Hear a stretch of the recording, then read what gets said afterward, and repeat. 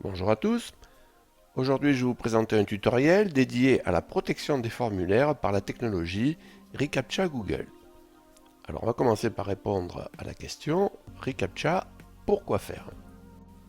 Ce que l'on appelle le reCAPTCHA, c'est une technologie Google qui permet de s'assurer que c'est un humain qui est en train de manipuler votre site de manière naturelle et non un robot de manière mal intentionnée.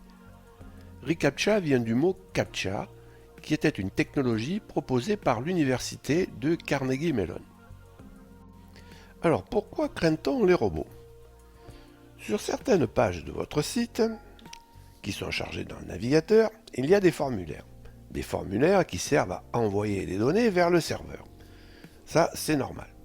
Ces données, une fois arrivées sur le serveur, sont le plus souvent placées dans la database ou placées dans la boîte mail. Le problème, c'est qu'un robot mal intentionné peut très bien utiliser cette porte d'entrée pour vous injecter par programme de grosses quantités de données. Il peut tout simplement saturer votre base de données ou votre boîte mail. Et ça, évidemment, vous devez absolument l'éviter. Donc cette technologie reCAPTCHA est là pour faire le tri entre les humains et les robots. Alors il y a deux versions qui existent, la reCAPTCHA V2 et la reCAPTCHA V3. Alors, dans la reCAPTCHA V2, on demande à un humain de cocher une case pour lui dire « je ne suis pas un robot ». Et ensuite, on lui propose un test. Donc ici, sélectionner toutes les images montrant des ponts. Je vais les sélectionner. Là, il me semble qu'il y en a un. Bon, il n'y a rien d'autre. Je valide. À partir de là, je peux rentrer mon texte, ici, et soumettre mon formulaire.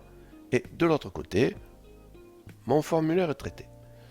Dans la version V3, il n'est plus nécessaire de faire ce test. Vous rentrez directement votre texte, vous le soumettez. Regardez ici, vous avez un logo, un signalement, comme quoi la page est protégée. Et là, vous n'avez plus besoin de faire le test, vous soumettez, et c'est la technologie Google qui valide le fait que vous êtes humain ou c'est un robot. Alors la version V3 est bien sûr plus intéressante que la version V2 puisqu'elle enlève cette barrière du test, une barrière qui était placée sur des formulaires souvent stratégiques, formulaires d'inscription, formulaires de contact. Alors on va voir maintenant comment souscrire au service, sachant qu'on peut travailler encore aujourd'hui dans une version ou dans une autre. Mais dans la suite du tuto, on va s'intéresser à la version V3 bien sûr. On va faire une recherche, il faut être connecté à un compte de Google, on recherche le mot-clé reCAPTCHA, donc on va arriver sur l'interface du service. Donc il y a une documentation et une console d'administration.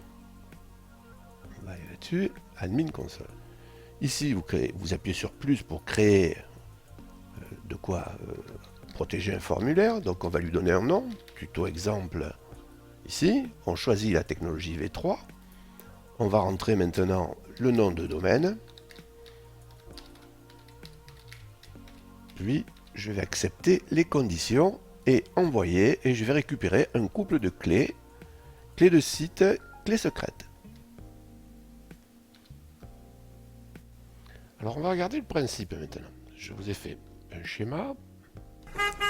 Alors sur ce schéma, on identifie trois entités. L'API reCAPTCHA, le navigateur et le serveur. Alors du côté navigateur, il y a un formulaire. Au moment de l'appui sur le bouton Submit, on va se servir de la clé de site, ici, pour aller chercher un token sur l'API. Ce token, après réception, on va le transmettre avec les données vers le serveur. Ce token sera transmis dans le champ qui portera ce nom.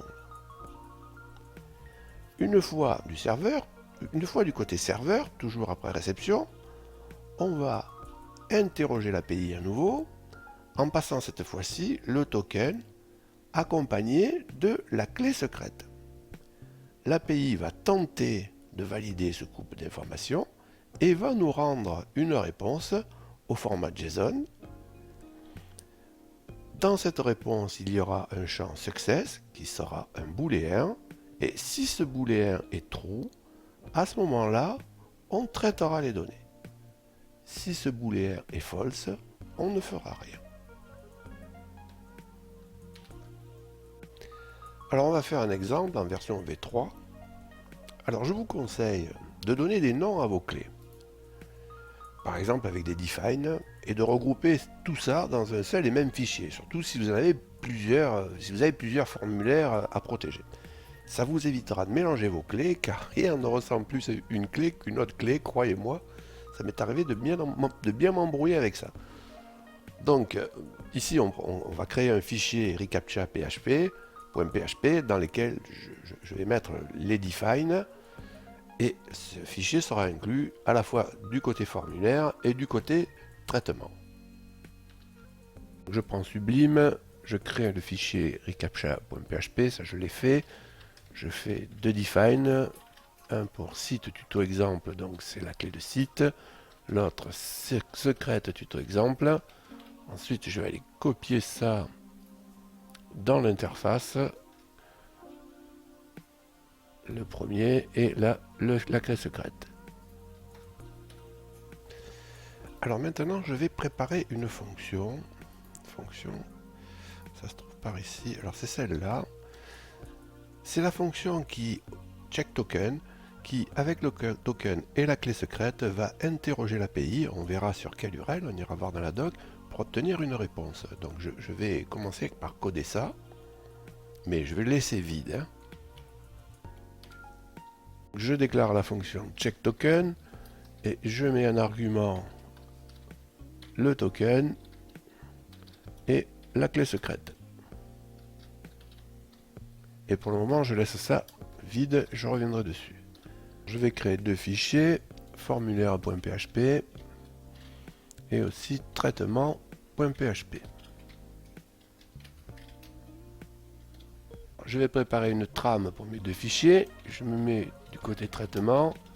Je fais un premier require du fichier reCAPTCHA.php. Maintenant, je fais un copier et je colle dans formulaire. Maintenant, du côté formulaire, je vais mettre une balise hasher et je vais mettre une trame pour mon formulaire.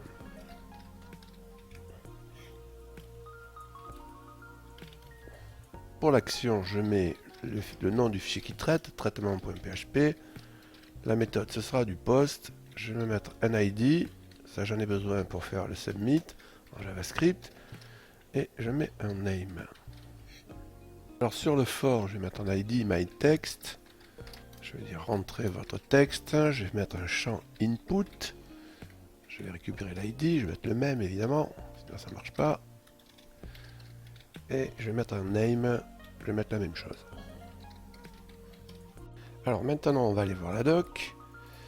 Intégration côté client. Donc il faut qu'on prenne ça.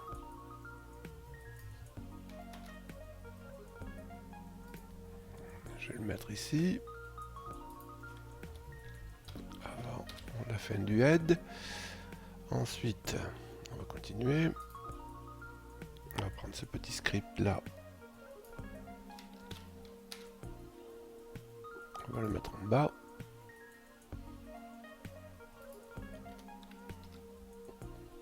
Ok, ici, c'est lui qu'il faut mettre. Et enfin, on a le bouton.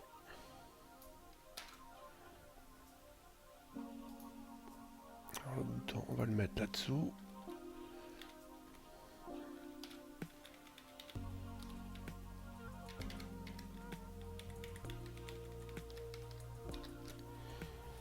Et alors ici, alors justement il y a la clé de site. Donc on va faire un écho. Et on va aller prendre le nom là.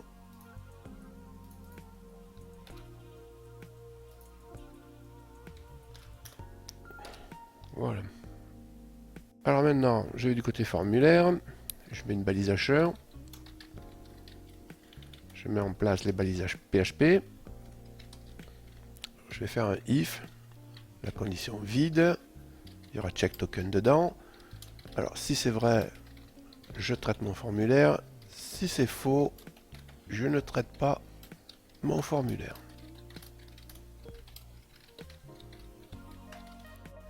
Alors je vais aller chercher ma fonction check token et c'est celle-là que je vais mettre ici. Voilà. Alors la secret key, pareil, je me la récupère ici. Ok, et là, donc ici c'est du $post.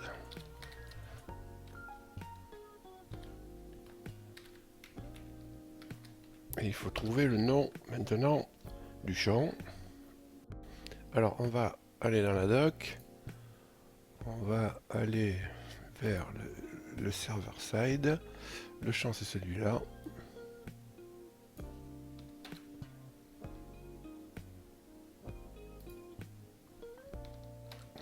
Voilà, donc là il manque le E. Je l'ai raté.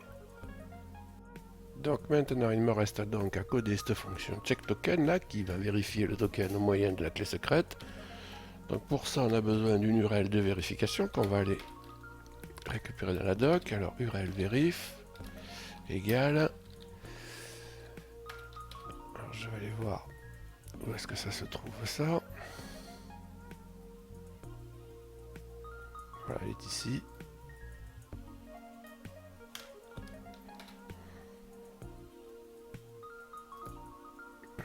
Donc là on va mettre ça. Mettre donc un point d'interrogation. Donc on va mettre secret égale $secret key. Et puis derrière, je vais mettre response. Ouais, c'est ça que je cherchais. Response égale token. $token, pardon. Voilà, je pense que c'est bon. Alors maintenant, on va faire un curl. Alors vérifiez que sur votre serveur, vous êtes équipé de cette librairie. Vous voyez, le nom des arguments était là, hein, en fait. Secret, response. Donc on va faire un curl sur cette URL. Alors on va faire $curl égale curl init URL $URL vérif. Alors je vais préparer ma requête curl en définissant des options. Donc la première, c'est je dis que j'enverrai pas d'entête en fait. Donc false. La deuxième, c'est pour dire que je veux du JSON mais sous forme de texte. Et maintenant, je vais envoyer ma requête.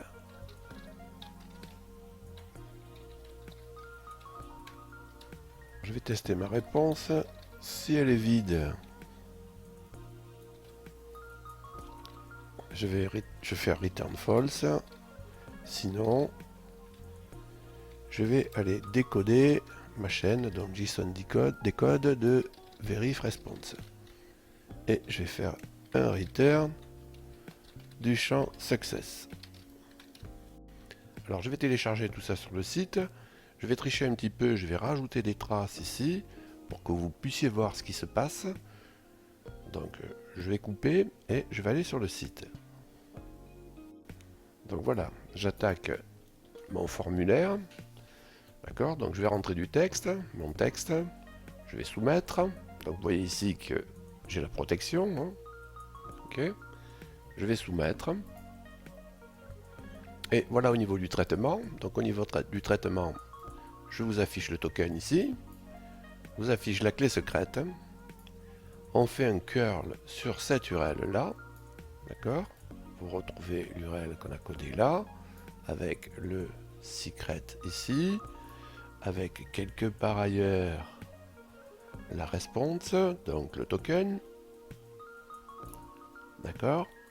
Et là, vous voyez la réponse. Donc la réponse sous forme de texte. On avait demandé ça. Et vous voyez que success ici est à true. D'accord. Donc je traite mon formulaire dans ce cas-là. Il y a une autre information aussi qui est le score ici, qui peut servir si vous voulez traiter vous-même le succès ou l'échec. Mais bon, c'est un autre sujet. Alors ce qu'on va faire, je vais redemander le renvoi des données ici. Donc forcément elles seront périmées. D'accord. Et là, je retransmets le token avec la clé et vous voyez que je reçois un success égal à false. Et donc dans ce cas-là, je ne traite pas mon formulaire. Alors ce tutoriel est terminé. Je vous remercie de m'avoir écouté. Si vous avez appris quelque chose dans ce tuto ou si vous l'avez trouvé intéressant, n'hésitez pas à liker, n'hésitez pas à partager. Si vous voulez être prévenu lors de chaque mise en ligne de nouvelles vidéos, je vous rappelle que vous avez la possibilité de vous abonner à cette chaîne. Dans ce cas, n'oubliez pas d'activer les notifs. Salut et à bientôt.